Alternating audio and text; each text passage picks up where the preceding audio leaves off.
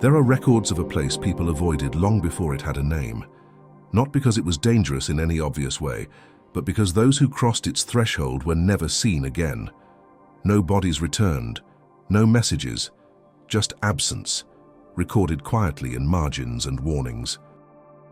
The location appears inconsistently across early maps, sometimes marked with symbols instead of names, sometimes left completely blank, as if cartographers chose silence over accuracy. Travelers were advised to take longer routes rather than pass near it, even when doing so meant hardship. What unsettled people most was not what happened inside, but what didn't happen afterward. No rescues, no sightings, no confirmed escapes. The disappearance was absolute, leaving no space for rumors of survival. Some accounts describe a boundary rather than an entrance, a point where the air felt heavier and sound seemed to dull. Those who approached reportedly experienced hesitation without understanding why, as if the body recognized something the mind could not. In early settlements nearby, people spoke of the place only indirectly. They referred to it as below or the other side. Children were warned not to wander too far, not because of beasts or traps, but because there were places that did not give people back. There are fragments describing individuals who chose to go anyway. Messengers, warriors, those sent with instructions to return if possible. None did. Their names appear once in records, followed by silence. No single culture claimed ownership of the place. It existed across borders, appearing in different regions with the same reputation.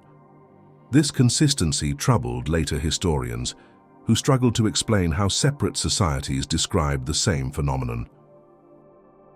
Attempts were made to investigate it methodically. Markers placed near the suspected boundary were later found disturbed or missing. Equipment left behind was never recovered. The effort was eventually abandoned without official explanation. What remains are testimonies from those who stood close but did not cross. They describe a sensation of separation, not fear, not pain, a certainty that once entered, nothing familiar would follow. Only much later did people begin to give the place a story. Before that, it existed as a fact too uncomfortable to confront directly. Naming it would come later, when distance made the truth easier to carry. Several accounts describe what appeared to be entrances, though none were officially acknowledged as such. Caves, deep fissures, collapsed tunnels, always in places where land shifted or broke open naturally. What linked them was not their shape, but the reports that anyone who crossed those thresholds was never recorded again among the living. Witnesses claimed these locations resisted permanence. Paths changed, landmarks disappeared. What could be found one season seemed altered the next. This instability made precise documentation impossible and led many to believe the place was not fixed but responsive. In some regions, guards were assigned near suspected entrances. Their role was not to protect travelers, but to prevent curiosity. Orders emphasized restraint, no pursuit, no investigation beyond visual confirmation. The instruction was clear: observe, record, withdraw. In several regions, he was associated with the gathering of warriors before large-scale conflicts. He did not recruit. He observed, standing at the edges of camps, listening. The soldiers later recalled feeling watched, as if their fates had already been weighed. One fragment details a delegation sent to verify the rumors. They reached the boundary, described the air growing still, and halted. The leader ordered one man forward.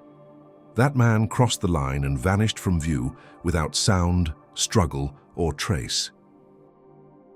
No attempt was made to follow him. The delegation returned immediately, reporting that the disappearance felt final rather than violent.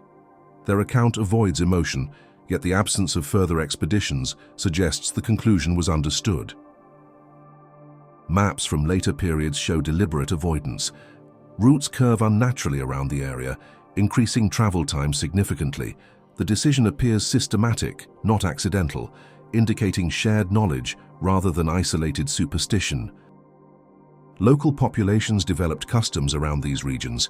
Travelers were urged to pass quickly. Campfires were discouraged. Silence was favored, not out of fear, but respect for a boundary believed to listen. Some texts suggest that sound behaved differently near the entrances. Voices carried poorly, echoes failed to return. This detail appears across unrelated records, reinforcing the idea that the boundary altered more than physical movement. Only later would the entrances be unified under a single concept. Before that, they were simply places where the living stopped and did not continue, regardless of intent or preparation.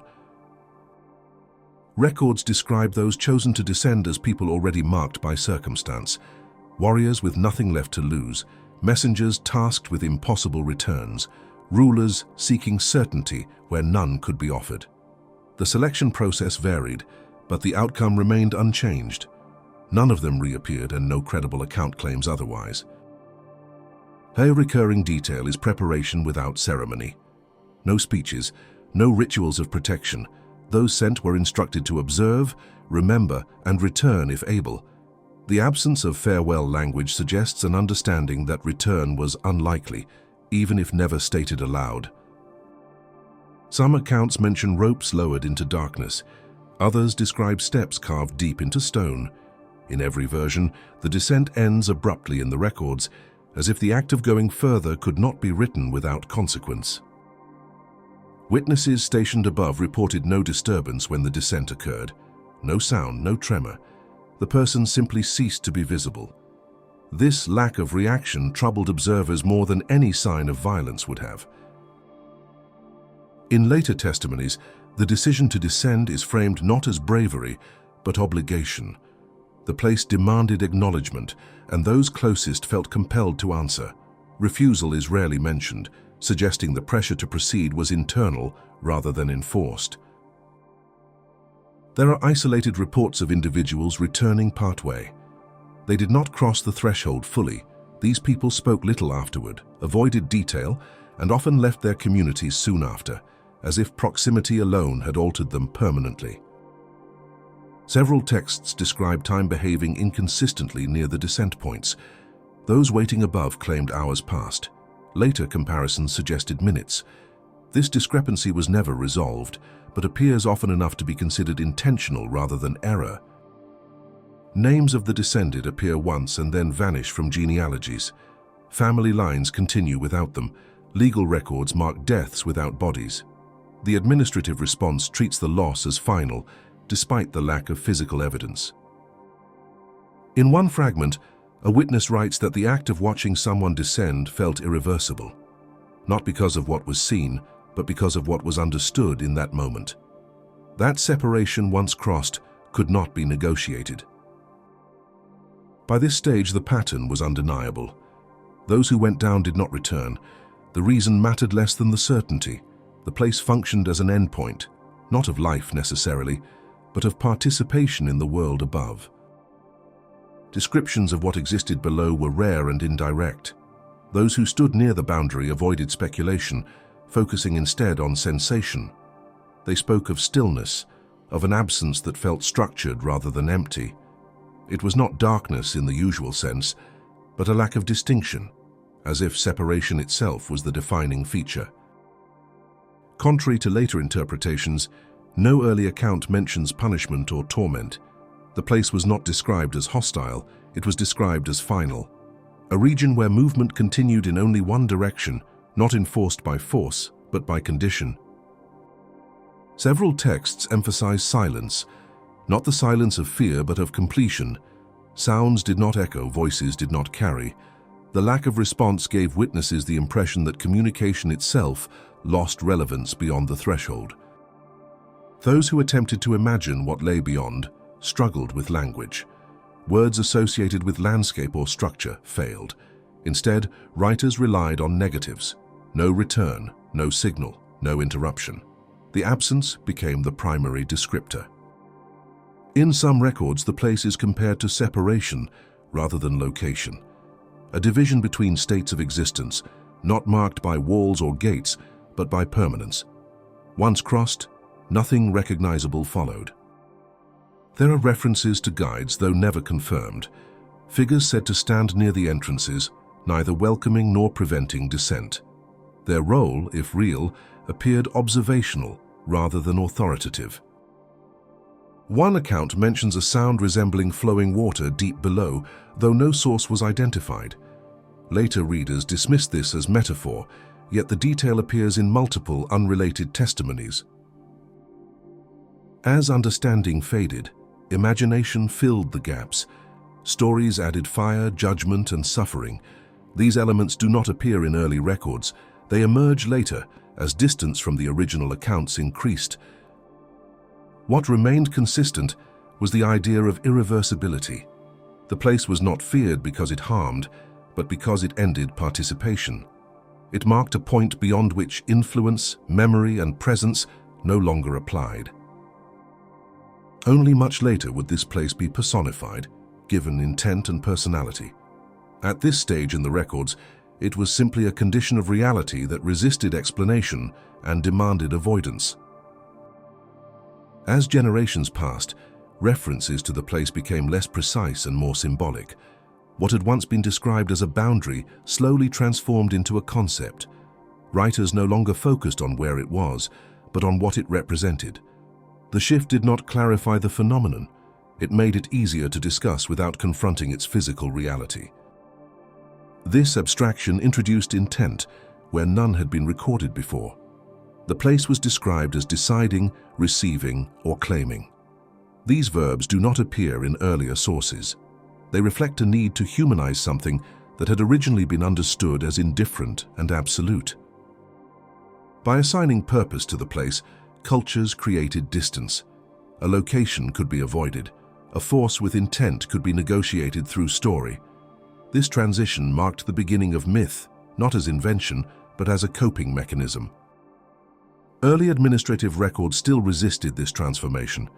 They continued to list disappearances plainly: names, dates, locations, no speculation.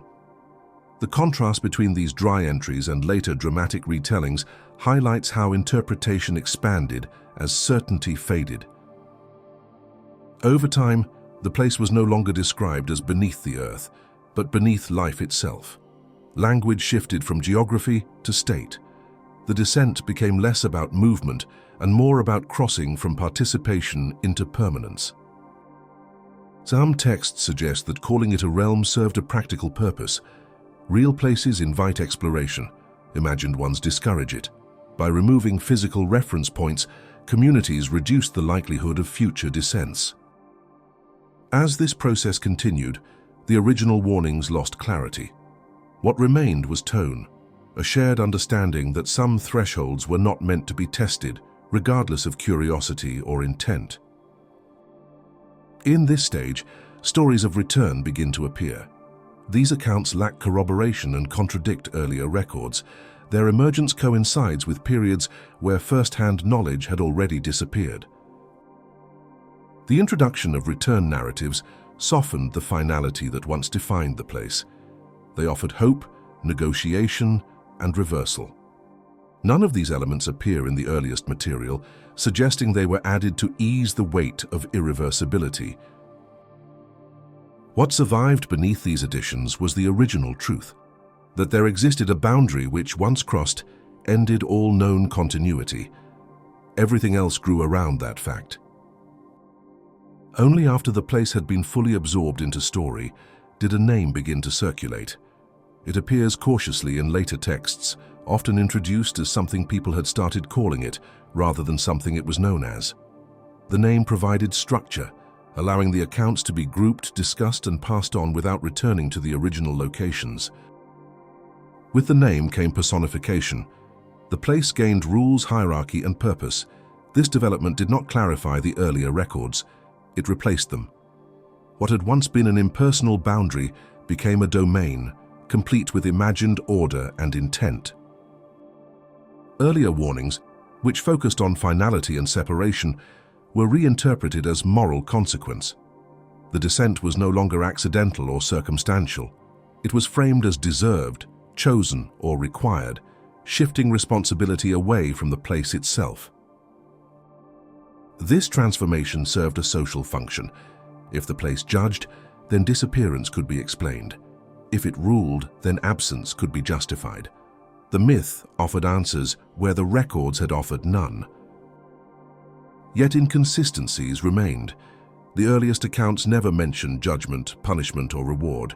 They describe only transition. The later editions conflict with the tone and intent of those first testimonies. Some scholars argue that the name was not meant to describe a ruler, but a condition, a label applied to something people could not interact with directly. Over time, the distinction was lost. As the name spread, physical entrances vanished from memory. Maps stopped referencing them. Locations blurred into legend. What could no longer be found could no longer be tested. As physical references faded, behavior replaced observation. Communities developed habits rather than records. Certain paths were avoided, certain questions discouraged. The place no longer needed to be seen to be respected. Its influence survived through omission, shaping movement and memory without leaving measurable trace. What endured was not belief but caution. People acted as if the place still existed, even when they could no longer locate it. This persistence suggests the original encounters left a deeper imprint than myth alone could produce. Fear does not usually outlast evidence. Memory sometimes does.